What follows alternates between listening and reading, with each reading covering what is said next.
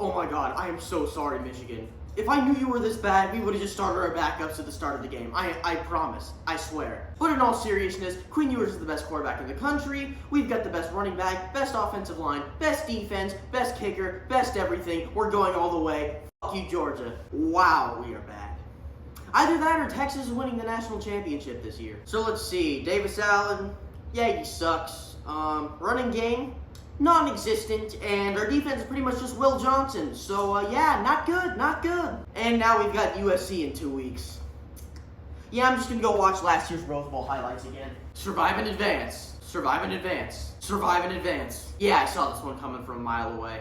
Listen, we're a lot better than we are last year, but we still are nowhere near ready to compete for the ACC. We just gotta keep building on what we got so far. Brent Key, you're doing a fine job, and we'll be ready in a few years. I'm sorry, what did Texas just say about having the best quarterback?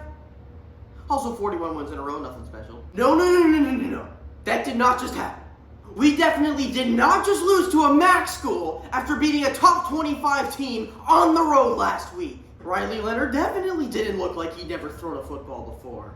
We definitely had a playoff spot locked up before this week.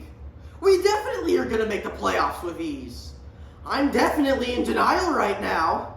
We're definitely a good football team.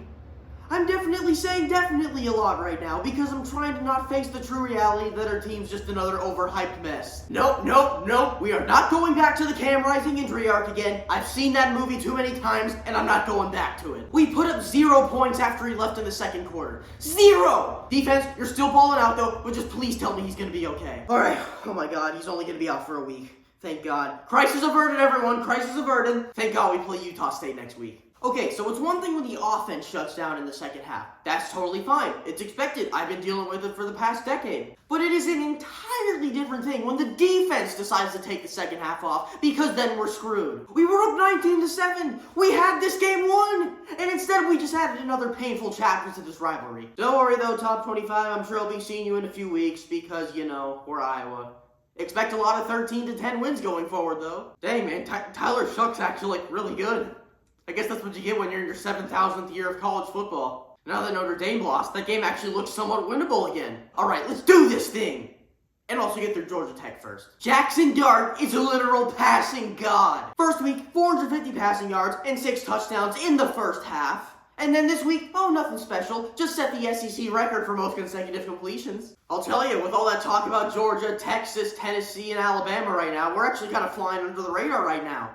But that's exactly where we want to be. Strike them when they're not ready for it. I think it might be time to say it, people. The U is officially back. Cam Ward is insane, our defense is top-notch, and our schedule's so easy, you could just call us the Rutgers of the ACC. And by Rutgers, I mean that we have a really easy schedule, not the part of them being bad at football. Who would have thought at the start of the season that our 2 toughest games remaining would be at Louisville and at Syracuse? Strange times, I tell you. And it looks like we got blessed with the turnover-happy side of Jalen Daniels today. Thanks. I'm so grateful. He single-handedly cost us this game. The defense actually didn't even play that bad. They kept us in the game after most of his screw-ups. And now because of that, we're out of the top 25. Hey, at least it was cool to start out ranked for 1 year. Even if it was for a short period of time. And people said the defense was going to be our biggest weakness this season. Well, how does back-to-back shutouts to start the year sound, huh? Also, calm down. We could have scored more than 38 points if we wanted to. We just stopped trying. What a way to pay tribute to Nick Saban than by struggling against the same team he had struggles with last year while he was sitting on the sideline looking disappointed the entire time. Seriously though, why does South Florida always give us so much trouble? Like what's so special about them? I do like what I saw in the fourth quarter though. Okay, so this game proved 2 things to me. 1, our defense still needs some improvement, and 2, it was definitely Brian Kelly's fault for running the ball so much against USC. Just let Nussmeier throw the ball, and good things will happen. Like 6 touchdowns, for example. Alright, now let's go beat the brakes off of South Carolina. Say his name with me, folks. Iamaleava. You're going to be hearing his name on a lot of highlight reels at the end of the season. Are you sure we don't need a mercy rule at the FBS level? The most impressive thing to me is the defense, man. They look elite out there. And it looks like this team's back to 2022 form. And yes, I'm also pretending like last year never happened. You know, I would say that the Grayson McCall pick 6 was the turning point in the game, but since we lost 51-10, I feel like that would have just been like putting out a house fire with a bottle of water. Thank God Northern Illinois is somehow our toughest opponent left on the schedule. So let's see here. We've got one of the best running backs in the country, 2 of the best wide receivers in the country, one of the best offensive lines in the country, and one of the best defenses in the country, and they still put Texas ahead of us. This slander will not go unpunished! Survive in advance. Where the hell was this offense the last 3 years? Feels like we went back to the Trevor Lawrence days. So Cade Klubnik got 6 touchdowns, and we scored the most points in our first half under Dabo Swinney since he's been the head coach. This has got to be the most out of left field thing I've seen since he's been the head coach. This honestly just makes me more mad than anything. Like, where was this last week? I guess George is just really good then. Survive in advance. Okay, now I am concerned. 1 week of bad play, even if it's against a far inferior team, is excusable.